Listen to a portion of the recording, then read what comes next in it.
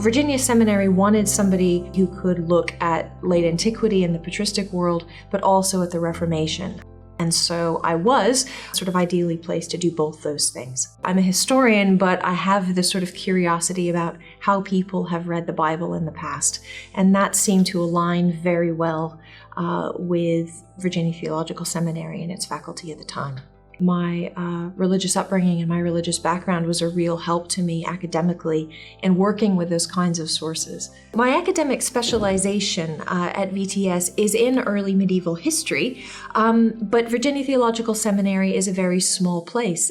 By definition, students have an awful lot of subjects that they need to cover. Its curriculum is also a very interdisciplinary one. People bring to the priesthood very different skills. The priesthood welcomes a diversity of skill sets, a diversity of religious backgrounds.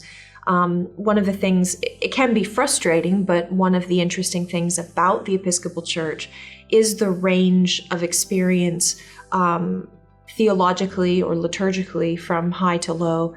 Students have their different place on that spectrum, and it's fascinating to watch students figure out where they fit. And so that is something I really enjoy doing. As I say, I really feel strongly that history helps students figure that out. Like the students at VTS, every faculty member here I know brings their own unique story to how they teach and to how they engage with the students here at VTS.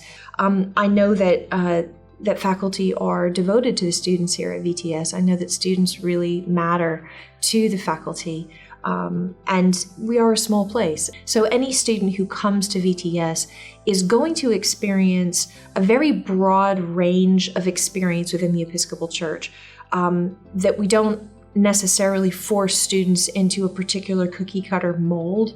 We introduce them to a range of experiences, and precisely because we are in a very rich place in terms of where students can work as clergy in a field ed placement site or where they can do CPE. Seminary is very demanding in ways that I think students don't always expect.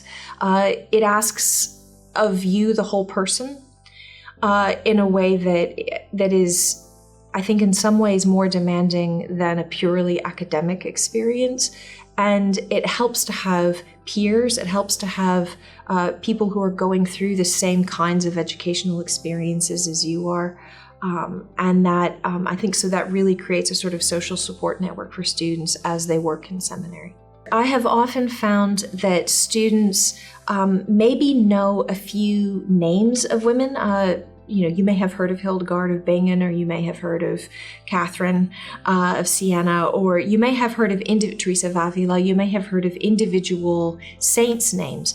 But in my experience, what often tends to happen is that you may hear these names in a church service, or you're introduced on their Saints' Day, but you don't know very much about the world in which they live. Or sainthood is always this complex process, right, between what the church needs at the time. So you kind of do need to have a kind of understanding of where these people are coming from and why they were so important for the church, when they were alive. So my book helps to simply name the names in a kind of chronological order. It sounds like a very simple thing. But particularly for women, it helps to historicize their experience.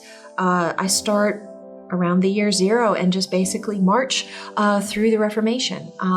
Again, naming as many names as I can along the way and helping people to understand where they fit within the experience of the church in their time.